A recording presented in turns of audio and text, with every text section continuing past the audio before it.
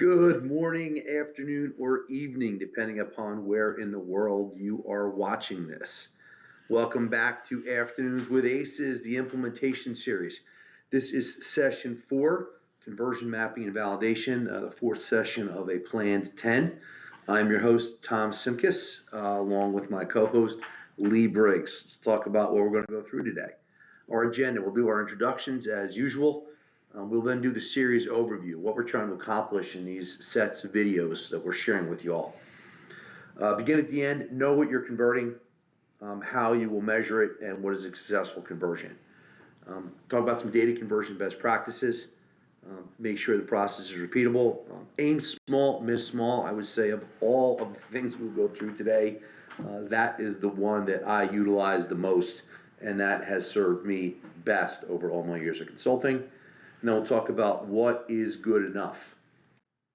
With that, let's get to introductions. My name is Thomas Simkis. I am an Oracle application implementation consultant and have been so since 1998. Worked with every version of the Oracle Applications e-business suite from 10.7 all the way up to 10.2. I think the latest version I've worked with is 10.2.12. 12.2. God, I said 10. Thank you, Lee. It's been a long day. I've also worked with Oracle Cloud almost exclusively since 2013, although I still do get my hands into EBS, I'm sad to say. I've got a BA in Economics and Business Administration from Versailles College, got that in 1995. I got my law degree from Temple University at the James A. Beasley School of Law in 2002. I'm an Oracle ACE. I got my Oracle ACE professional a couple years ago. I got my general ACEness in 2014. And doing sessions like this and these videos helps Lee and I keep up our points. It's a lot easier to become an ACE these days than it used to be when Lee and I first got, you got to get nominated, but it's still important and it certainly still does add value to the community. I was the OATUG Star Presenter of the Year in 2017. I'm a CPA in the state of Pennsylvania. I'm a member of the PA, New Jersey, and American Bar Association, retired. Married to a lovely wife and father to 4 strapping young lads, 1 in the University of Alabama, 2 at Tufts University, and 1 is a freshman at Central Bucks East High School in Bucks County, Pennsylvania. Lee? Do you want to mention the dogs? Nah, the dogs, I'll get them next time. Good morning, afternoon, evening, everyone. My name is Lee Briggs. I have worked with the Oracle application since January 2001. For the first 12 years of my career, I was working with EBS. I did everything from release 11, 11i, to to EBS 12. I think 12.1 maybe, 12.3, something like that. I then spent, since 2013, I've worked exclusively with the Oracle Cloud Fusion applications. I was the financial lead for the first financials and HR implementation in the US. I was the financials lead for the first financials, project, supply chain, HR implementation in the world. So I've had our experience. I've got maybe 50 cloud implementations under my belt, probably a similar number for EBS. And it's been a fun ride watching how the applications have moved along. My degrees in accounting and finance, I got that from the University of Leicester back in good old Blighty in 1996. Got my master's in management studies in 1997. I too am an Oracle ACE professional, hence Afternoons with Aces. I got mine in 2013, so I am the first ACE, or the first out of us 2, so still first. I was also the OATUG Star Presenter of the Year in 2014. I was the inaugural recipient of that award. As Tom mentioned, we've had this implementation series. This is episode 4 of this series. We're really looking on tips and tricks, best practices that we've learned from our combined 50 years implementing the applications. It holds true for EBS, it holds true for cloud. None of this is really looking at setup type stuff. It really is truly looking at approaches to a successful implementation. Our first couple of sessions, we had an overview what we really define implementation as being successful.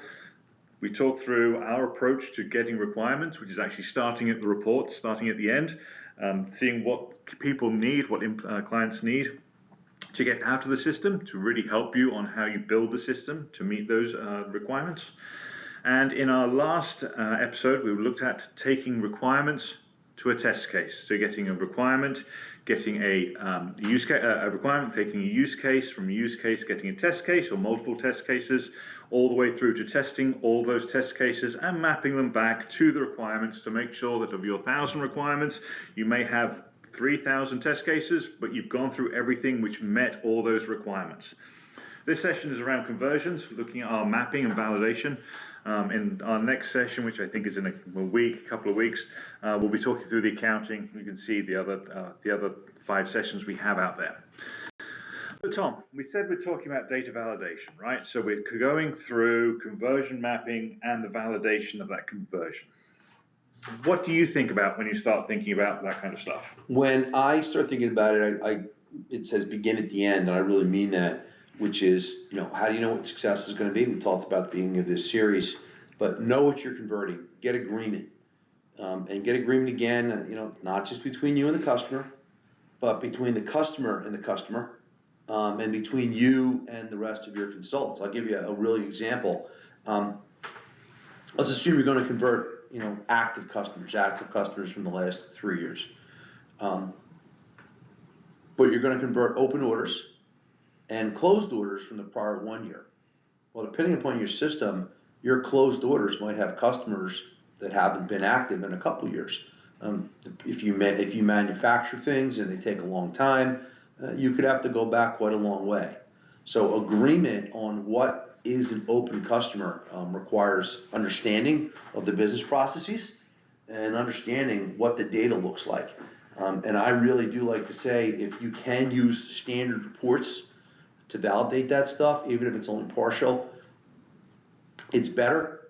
There's things that you can do, and we'll go through this later on in the deck about what testing you can do and making sure your process is repeatable and understandable. But I really do believe when you're loading data and you're validating converted data, it's best to use standard reports, even if you only use them for partial validation, and use something customer tailored to do the full validation. But there's I see a lot of mistakes in SQL scripts and in OTBI reports, and next thing you know, you don't trust what you're converting and what you're loading. So have a procedure, and we talk about this later on, completeness and accuracy, 2 most important things.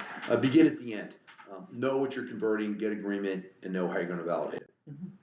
I think one of the important things you have to measure these is identifying the tools, processes, and procedures that you're actually going to use to verify this data. Something that I've always taken into account, and we've done a lot of our implementations together.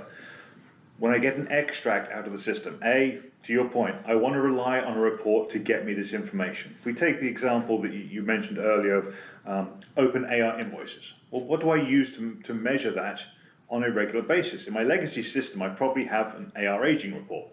That should probably get me what I'm looking for. That, in all intents and purposes, that tells me that should agree to my GL already, but it should list all those invoices that are open.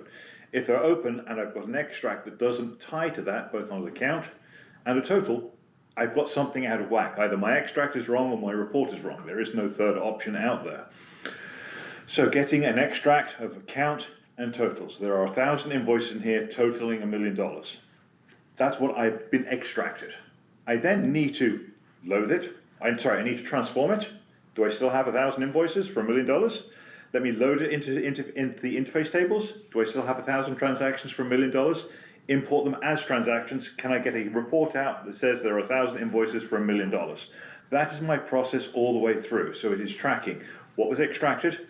How am I verifying that it gets to my FBDI, ADFDI, whatever I'm loading? So my tools to load this information, or even if I'm writing web services to populate this information.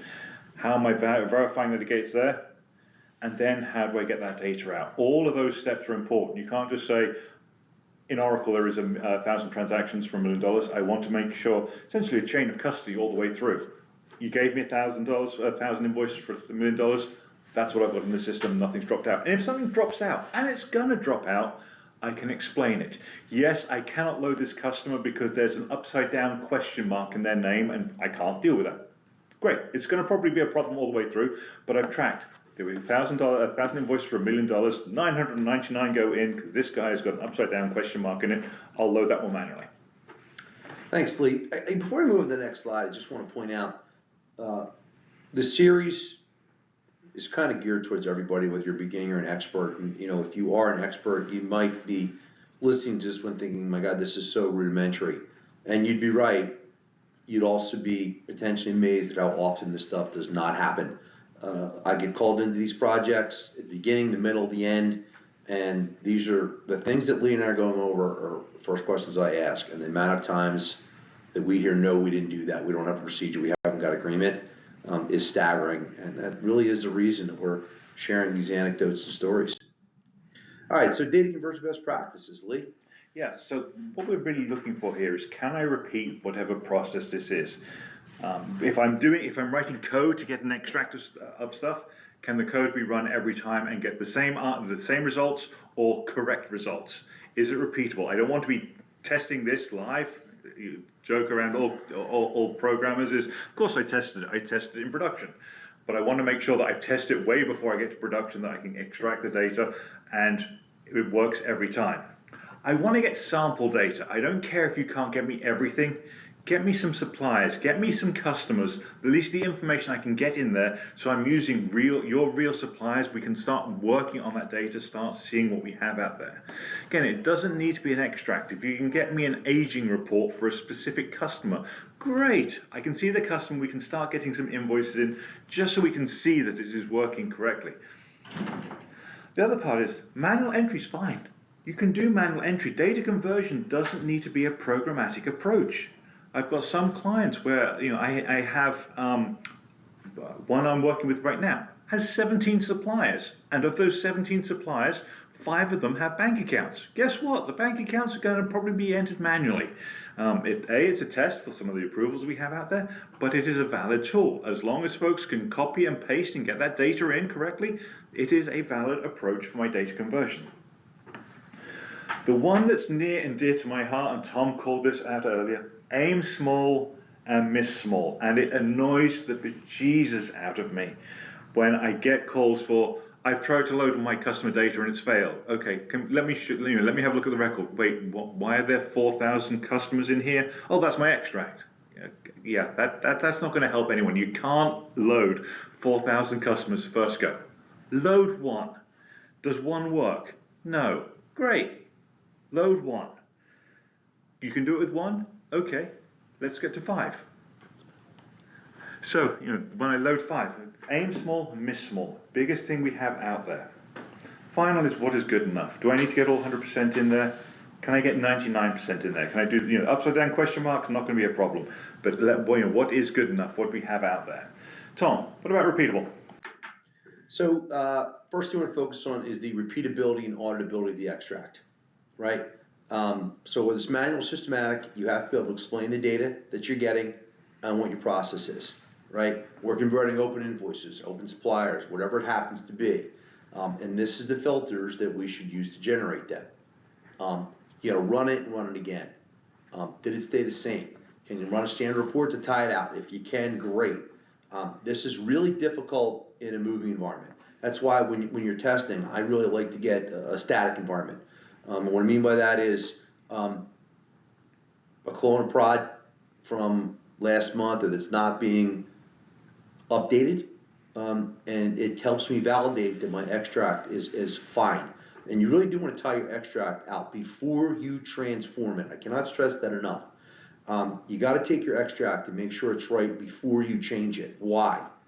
Because if you've got duplicate suppliers and your intention is to union those or correct those or merge those in the transformation process, you might extract 5,000 suppliers, but after transformation you're down to 4,500. That could be valid. It absolutely is valid if you're getting rid of duplicates, if you're getting rid of garbage data. And when you load it, you're tying your transformation. So it's really important that you tie your extract, know what you're transforming, and then put it to your load. You obviously want to repeat this process in dev, test, and then of course production. It's super important that you understand what you're doing and how you're doing it. The other part that you include on here is what do I have to change for my data? And I'll always come back to suppliers with this one. Suppliers, I cannot have a duplicate supplier name. I cannot have a duplicate tin. If I load supplier ABC with tin number 123, I can't load him again. So come up with a process to ensure that uniqueness. Yes, I've got my extract. To Tom's point, it was 5,000 suppliers. It's down to 4,500 now. First time I load it through, put a prefix of AA at the beginning of the supplier name. Put a prefix of 001 at the beginning of the tin number. Does it go through? No. AB 002, AC 003. Keep going through until it's completely clean. The last time it goes through, run it through again, take off all those prefixes. Again, to make sure it's repeatable, I can't load it once. I've got to make sure that I'm taking that into account now. All right, so I got a couple of these things that are bugaboos, and Lee was talking about this earlier. The I can't get the data is the battle cry of the lazy and non-creative. And that goes for customers, and it also goes for you, my implementation brethren. You have to map the data early. You got to work with the customer on their system. It is hard work, right? If they can't get an extract, why? It's a different database than they're used to seeing. You can't do it. They can't get help. It's on something that's old. There's a million ways you can get data. If you can get a flat file, whether it's a report, you can get the data. It might not be clean. You might have to convert it in Excel, but ask for screen dump, get screenshots. Use that data as a starting point to map into the Oracle fields and then load them into Oracle. But I don't have the data in an extract is just an awful excuse, and that's all that it is. I mentioned this in our last session.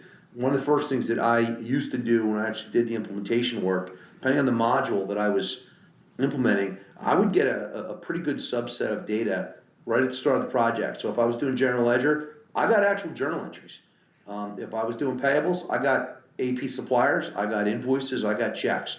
I got those things and I would catalog them and put them in Excel. And you can use that as the basis for your data conversion. There is nothing wrong with that. So get sample data early, understand how it relates to the new system, and get it in there as early and as often as possible. And that gets to our next slide, and this is what Lee was talking about. Aim small, miss small. Do not try to load all your data at once. I had a client over the summer, and when you listen to this, you will know who you are, and I'm speaking to you directly. Everything that this person could have done wrong from a data conversion standpoint, they did it. They thought they were by far the smartest person in the room, which not only were they not, they weren't even the 10th smartest person in the room, but I digress. The first thing you want to do is when you're loading data, whether you're a functional person or a technical person, it doesn't matter. Load the first couple records by hand. There's nothing wrong with that. Reasons to do that. A, is your mapping correct, right? You can see on the form, is everything going where it's supposed to be going? Load it in manually. Secondly, and this is super important, if you're a functional technical person, whatever persona you are, you have to have roles and privileges that allow you to load the data. If you can't load the data in the form, you are more likely than not going to be able to load it through an API or an FBDL. You're just not. You need the right privileges, right? So load your 10. Did they go in right? No, fix it. Get the 10 right. To Lee's point, there's nothing wrong with prefixing. Get them right, feel good about them. And after you load them, and this is another step that a lot of people don't do, make sure you can use them, right? So if you load a supplier, can you actually enter an invoice? You'd be amazed at how often you loaded a supplier and you didn't check its remit to site, or you didn't enable it, you didn't authorize or not spend authorized. All of those things are reasonable tests that you can make sure that before you load 100, which is the next kind of criteria, you have those 10 and those 10 are perfect. Once you get that 100 right, you can load 1,000 and so on and so forth, and repeat the process until you get them all in. Again, I'll tell you, and again, I do this frequently, and I do this even if I'm loading 100,000 records. And I have been on many a project where that's been the case. Once we get the process down, I almost never have my consultants or my tech guys load all the data at once. Way too many things can and usually do go wrong. I chunk it up. Depending upon what I'm doing, I might chunk it up in records of 5,000, maybe 10,000. But I will tell you from experience, it is much easier to recover from a failure when you're loading 5,000 of 100,000 records. And then you're in the middle of a 100,000 record load and it fails and things got to roll back and you don't know where you are. Aim small, miss small. It is just invariably speaking going to make you happier. The last part of that is know the tool that you're working with for chunking that stuff up. To Tom's point, you load 5,000 records, 10,000 records. There are limitations that Create X in spreadsheet have that the file-based data loads don't have. So know where that limit is. I can guarantee that 10,000 records I can probably load in Create X in a spreadsheet. And start getting more than that. File-based data load is the way to go. There cannot be an interruption in the transfer of data from the spreadsheet to the tool. So, there can be, disruption in that link between the spreadsheet and the tool. Whereas if you've created it in the FBDI, it's the file. The file's up there. It just takes a while to process, but the file's up there. So know the tool that you're using to load this up. If you want to create X in spreadsheet, whatever it is, you really have to start thinking about chunking that up. Thanks, Lee. Over to you for what is good enough. What is good enough? So convert what is required. This comes back to the statement that we've had the entire time. If you don't need to transact on it, whatever it is, it's probably not worth the trouble to convert it. Let's take accounts payable. I have to have my suppliers. I know we have to have that. I need open invoices because I'm going to have to pay them at some point when I go live. But what about the close? Actually, let me even take that back. Do I have to load those open invoices? Do you have the financial strength to just say, I'll pay them all out of the old system? I'll pay them out the week before go live so I don't have any invoices. Awesome. Problem has gone away. You've reduced some of your scope. You've helped your project out a little bit. No, I need those invoices. Great. Let me bring those across. And I want all my closed invoices out there. Okay. Why? You want to do some kind of spend analysis? I get that. But what are you looking for? Because you're going to have to reconcile this. At the end of the day, when it comes to loading this data, whoever owns loading the data, reconciling the data is on the customer. It has to be on the customer. If you want me to reconcile it, I'll reconcile it. It's going to be 100%. It's your data. You have to reconcile it. So are you going to go through all that trouble of going through there? Or are you going to use some kind of data warehouse out there for that legacy data? So you can see all that spend that you have, but it's a data warehouse. You can look to bring the two sources together, your legacy system and Oracle Fusion, to look at that data and go through that. So everything you're looking at, what do I need to have, what is required to transact on, and then what else is out there? HCM is a whole different world. I have to have, yes, you had 16 different jobs from the time you started to now. I have to have all that kind of stuff. All the relatives, I have to have that. Every benefit I've ever had, I have to have that. But go through, what do I need to have out there? What am I going to transact on? What would be nice to have? And what other solutions do we have out there? Remember, if I'm converting it, it's not necessarily going to survive an audit, right? I can load all that AP invoice history. I still have to have my legacy system for any audit out there. So do I need to transact on it or not? Tom, do you have any thoughts around that? Nope, you captured perfectly, Lee. Awesome. We're also looking at file retention, right? So, what I need to have documentation and sign off that the conversion has been successfully transferred and verified. I've got to have copies of all this stuff. This is really down to good management, good project management, a good project charter, making sure I've got copies of my master records, my vendors, my customers, my trial balances, my employees without any sensitive information out there.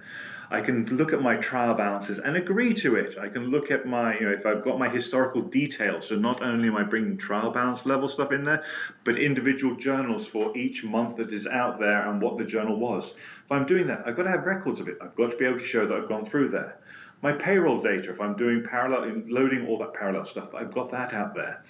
Any of my other data, like non-financial stuff, I've got to make sure that I've got documentation and sign off of this. And again, it's not the implementer's sign off that it's correct. It comes down to client. What do you need to have to go through there? Okay, that was a bunch of stuff we went through. Sorry, Tom, do you have any thoughts around that one? Sorry. Not on that one. We're going to talk about the two tenets of data conversion, and I've hit these a lot. One on the left is completeness. Did everything that you were supposed to pull get pulled? How do you know it? Against your procedures. In my world, we use the Oracle Unified Method as our methodology. And the document we use for both of these is called a CV65. CV65, captures the quantity of data that you extracted and how much you loaded and how long did it take you, and also the procedures that you need in order to do that. So it's super critical that you have those procedures. Can use a standard report? If you can, you certainly do it. But did everything that get extracted, and did everything that was supposed to get loaded? Once you've confirmed that, you then get to your accuracy. Was everything extracted correct? Right? If you're doing transformation, did the transformation get done properly? Did you tie out at the appropriate level? Again, I had a project this year where we were converting POs, and lines had multiple distributions, and the script only extracted the top level distribution for whatever reason. So even though our counts were right and our dollars were right, the underlying accuracy was incorrect. And there really wasn't a good procedure to verify that until well after the client went live. It does happen sometimes. So just make sure you get your procedures, completeness and accuracy, 2 tenets of data conversion. All right, with that, we talked about conversion mapping, right? Begin at the end, right? So know what you're converting, get agreement not only between you and your customer, but between your customer, and more importantly, I would say, between your implementation team. Talk to your OM people if you're an AR person. Talk to your payables people if you're a purchasing person. Silos are bad. These projects are meant to be communicative and done in a community setting. You should do that. Talked about our data conversion best practices, convert only what's required. That does tie to reporting, which we talked about last session. If you're not going to convert historical data, which we recommend you don't, make sure you have a way to report off of it that unifies the converted data and the non-converted data. Make sure the process is repeatable. Super important. Can you run a script and get the same data over and over again? If you don't, is it logical that you don't? Aim small, miss small. Load 10, make sure the 10 are correct before you move on to the next tranche. And even when you've got everything down, keep your data loads small. It just makes your life a lot simpler. And then finally, describe what is good enough. Okay. So with that, if you would like to know more about any of the topics we have covered out there, Tom and I are both on X, at Thomas Simkis, at BT Lee Briggs. You've got our LinkedIn accounts there. Hopefully you are seeing this video on YouTube. You're looking at our account. Please hit subscribe, hit like, make sure you give us feedback on any of these processes, or any of these videos we have going through. The next session that we have, which will be out in a couple of weeks, will be Nail the Accounting, looking at the accounting that we need to make sure is covered, need to make sure that we can derive the accounting. That's our next session. But for now, thank you for your time. It's good night from me. Good night from me. Good night to everybody out there. Thank you for listening. We will see you next time on Afternoons with Aces.